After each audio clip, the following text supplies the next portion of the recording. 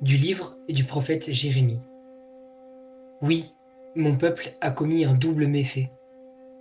Ils m'ont abandonné, moi, la source d'eau vive, et ils se sont creusés des citernes fissurées qui ne retiennent pas l'eau.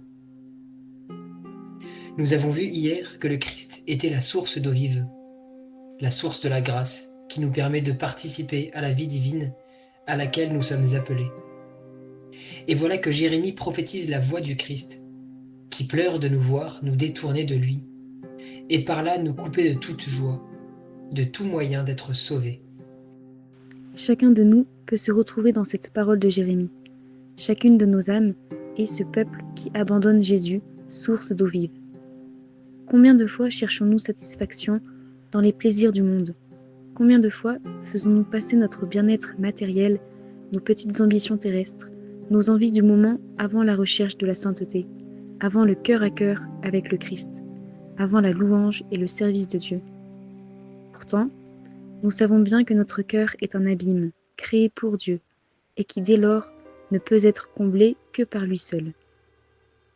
Quand nous délaissons le Christ, nous nous condamnons à une soif éternelle, et c'est tout l'enseignement du Christ à la Samaritaine. Quiconque boit de cette eau aura de nouveau soif, mais celui qui boira de l'eau que moi je lui donnerai n'aura plus jamais soif, et l'eau que je lui donnerai deviendra en lui une source d'eau jaillissant pour la vie éternelle.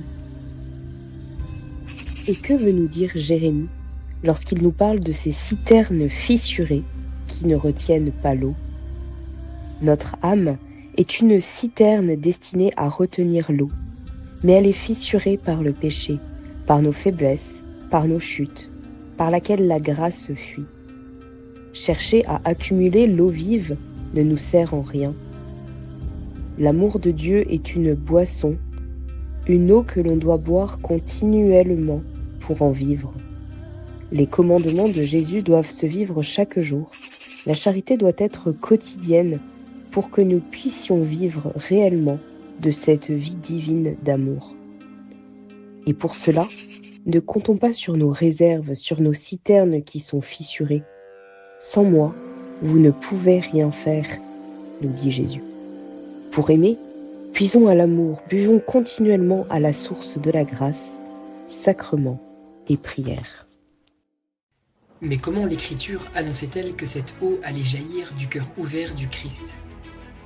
Vous pouvez d'ores et déjà en découvrir une partie en allant chercher au chapitre 47 du livre du prophète Ézéchiel. Quelle est donc l'action de cette eau bienfaisante? Nous le verrons demain.